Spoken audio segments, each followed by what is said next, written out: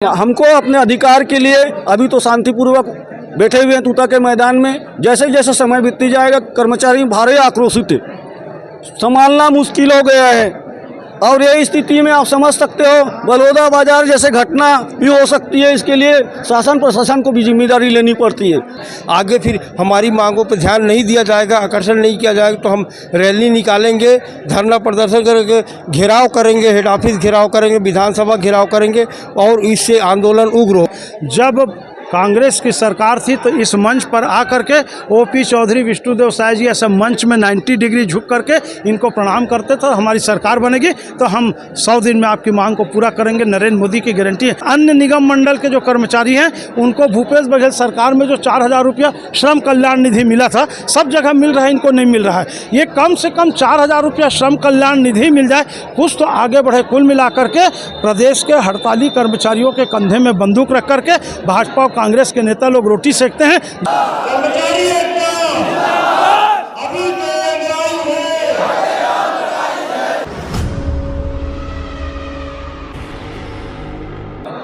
जय जोहार छत्तीसगढ़। आपने देखा तो न्यूज़ 72, मैं हूं सौरभ नायक। जैसे कि आप लोग देख रहे हैं न्यूज़ 72 की टीम तूता धरना स्थल पर बैठी है, जहां पर स्टेट वेयर हाउसिंग कॉरपोरेशन के कर्मचारी लगातार धरने पर बैठे हैं। आज धरने का 6वां दिन है। आइए फिर से कर्मचारियों से जुड़ते हैं, क्या कहेंगे आप? पहले परिचय बताइए। मेरा नाम नंद किशोर नागपुरे, कर्मचारी संगठन का प्रांत अध्यक्ष हूँ। आज लगातार इस तूता के मैदान में अपने मांग के लिए लगातार संघर्ष कर रहे हैं और आज दिनांक तक हमारी मांग पूरी नहीं हुई है। इस मांग हमारे बैठने की वजह से आज छत्तीसगढ़ शासन का पीडीएस सिस्टम है जो वो रुका हुआ है और सारे कर्मचारी यहाँ बैठने की वजह से जो चावल गोडाउन में रखा हुआ है उसकी ठीक से देख रेख नहीं हो पा रही है, उससे चावल खराब होने की भी संभावना है। आप जो मांग हमारी जायज़ है, 8 मांग है। एक तो नियमितीकरण का है, कलेक्टर दर पे जितने भी कार्य कर रहे हैं, चाहे कुशल हो या अकुशल हो या लैब टेक्नीशियन हो, उनको उसी के विरुद्ध जो पद खाली है हमारे शासन के पास, हमारे डिपार्ट के पास, उसमें उनको भर्ती करनी चाहिए। बाकी हमारी जो और मांग है श्रम 1948 के अंतर्गत, उसका छत्तीसगढ़ हमारे वेयर हाउस में खुला उल्लंघन हो रहा है। अति आवश्यक कार्य के नाम से रविवार हो या अवकाश, कोई भी सरकारी अवकाश हो, उसका कर्मचारी को बेनिफिट नहीं मिल पाता है। अगर कर्मचारी सोचता है कि मैं आज रविवार है घर पे रहूं, तो उन्हें दबावपूर्वक बुलाया जाता है और नहीं तो धमकी दी जाती है कि कल से आपको नौकरी से हटा देंगे। ये बहुत गंभीर स्थिति है। और जो श्रम सम्मान निधि जो कांग्रेस की सरकार ने 4000 देने की घोषणा की थी, आज दिनांक तक हमारे वेयर हाउस में वो नहीं मिल रहा है। कम से कम 8-10 हज़ार सैलरी मिल रहा है रात दिन मेहनत करने वाले कर्मचारी को। उनको अगर 4000 बढ़ के मिलेगा तो थोड़ा सा व्यवस्था ठीक हो जाएगा उनके भरण पोषण परिवार को चलाने के लिए।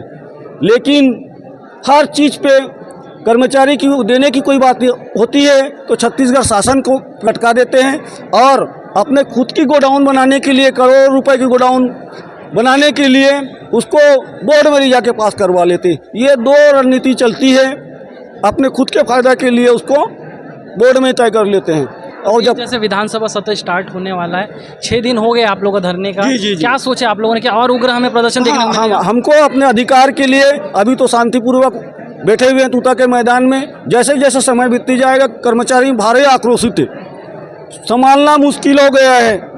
और ये स्थिति में आप समझ सकते हो बलौदा बाजार जैसे घटना भी हो सकती है। इसके लिए शासन प्रशासन को भी जिम्मेदारी लेनी पड़ती है। भाई आप लगातार बैठे हैं, वहाँ आके उनको समझौता करो, उनकी क्या मांग है, जो नियम में है वही तो मिलेगा और हम वो मांग भी वही रहे।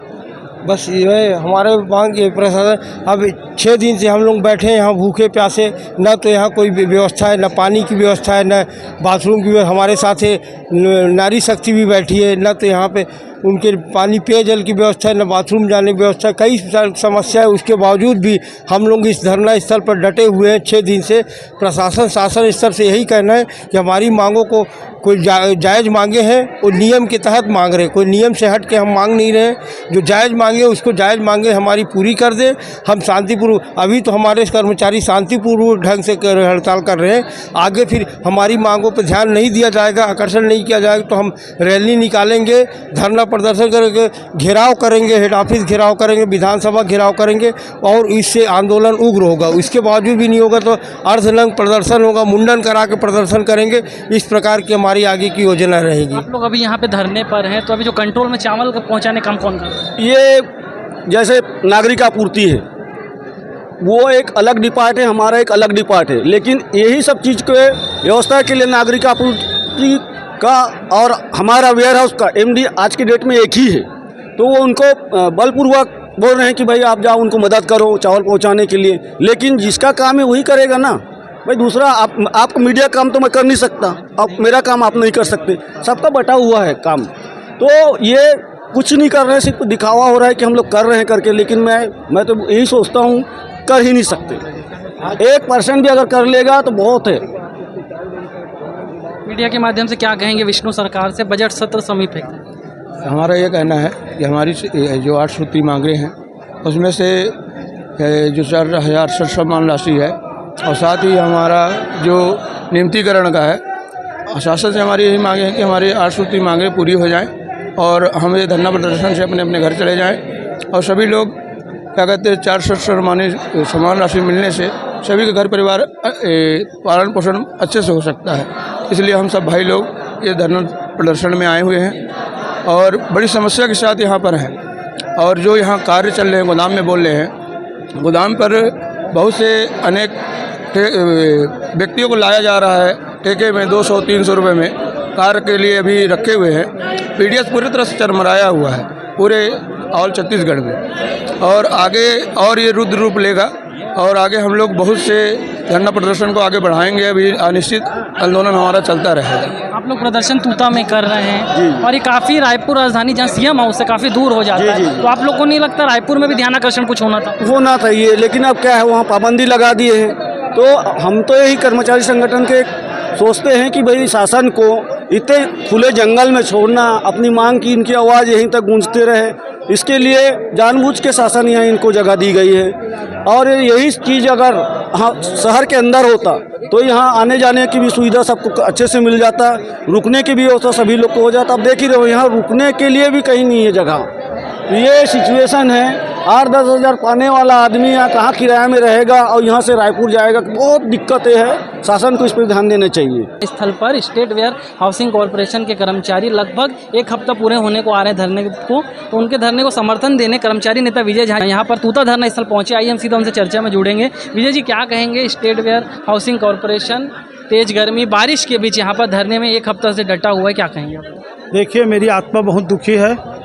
स्टेट वेयर हाउसिंग कॉरपोरेशन के कर्मचारी पहले भी हड़ताल किए थे, अभी भी हड़ताल कर रहे हैं। जब कांग्रेस की सरकार थी तो इस मंच पर आकर के ओपी चौधरी, विष्णुदेव साय जी ऐसे मंच में 90 डिग्री झुक करके इनको प्रणाम करते थे। हमारी सरकार बनेगी तो हम 100 दिन में आपकी मांग को पूरा करेंगे, नरेंद्र मोदी की गारंटी है। साहब, नियमितीकरण की मांग तो सब कर रहे हैं, इनका नियमितीकरण के साथ साथ अन्य निगम मंडल के जो कर्मचारी हैं उनको भूपेश बघेल सरकार में जो 4,000 रुपया श्रम कल्याण निधि मिला था, सब जगह मिल रहा है, इनको नहीं मिल रहा है। ये कम से कम 4,000 रुपया श्रम कल्याण निधि मिल जाए, कुछ तो आगे बढ़े। कुल मिलाकर के प्रदेश के हड़ताली कर्मचारियों के कंधे में बंदूक रख करके भाजपा और कांग्रेस के नेता लोग रोटी सेकते हैं। जब विपक्ष में रहते हैं तो आकर के बड़ी बड़ी बातें करते हैं। आप 100-100 1-1 हज़ार रुपया दे दिए महतारी बंधन योजना में वोट खरीदने के लिए, इन बेचारों का 1-1 हज़ार रुपया बढ़ा देते, कम से कम कुछ ईमानदारी से काम करते।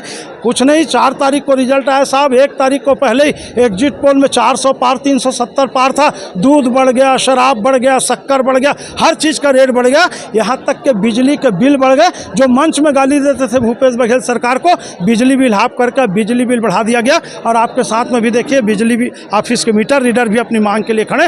कहीं ना कहीं विपक्ष में रहते हुए वादा करते हैं और सत्ता में आने के बाद भूल जाते हैं। आप देखिए, इतना बड़ा सम्मेलन किए, पंचायत सचिव लोग मुख्यमंत्री को बुला करके सम्मान किए, उन्होंने कह दिया कमेटी का गठन करेंगे पंचायत सचिव के नियमितीकरण के लिए। मुझको बता दो, छत्तीसगढ़ राज्य बनने के बाद किस कमेटी का निर्णय हुआ? पिंगुआ कमेटी, अनियमित कर्मचारी की कमेटी, स्कूल सफाई कमेटी, सब बाहर में गया। साहब छत्तीसगढ़ में बड़े बड़े नेता मरे थे, झीरम घाटी कमेटी का आज तक रिपोर्ट नहीं आया, रोज पुलिस वाले गोली खा रहे हैं, मर रहे हैं। तो ये छत्तीसगढ़ राज्य में अब भाजपा कांग्रेस नहीं, कहीं अफगानिस्तान पाकिस्तान से सरकार ला के चलाना पड़ेगा, टाटा बिरला को ठेका देना पड़ेगा। ये दोनों गद्दार है, दोनों बेईमान है, ये प्रमाणित हो चुका है। और हमारे जैसा आदमी हम भुक्तभोगी, हम तो कहते हैं हमारा क्या होगा उसका गम ना होगा, इन गद्दारों के साथ जो कुछ भी होगा कम ना होगा। इनको इनकी औकात आम जनता बताएगी। बढ़ा लो जितना महंगाई बढ़ाना है, जितना वोट खरीदना है, जितना सीडी ईडी और सीबीआई का दुरुपयोग करना है, लेकिन एक दिन छत्तीसगढ़ में दूध का दूध पानी का पानी होगा। छत्तीसगढ़ के नागरिक बहुत सरल सीधे हैं, दुर्बल को न सताइए जाकी मोटी हाय, और मुँह चाम की सांस से लव भस्म हो जाए। मरे हुए भैंस की चमड़ी से साहब लोहा गल जाता है, कबीरदास जी ने कहा। ये जिंदा लोगों की आह से कितनी सरकार और कितना नेता भस्म हो जाएंगे, ये समय बताएगा। एकता जिंदाबाद।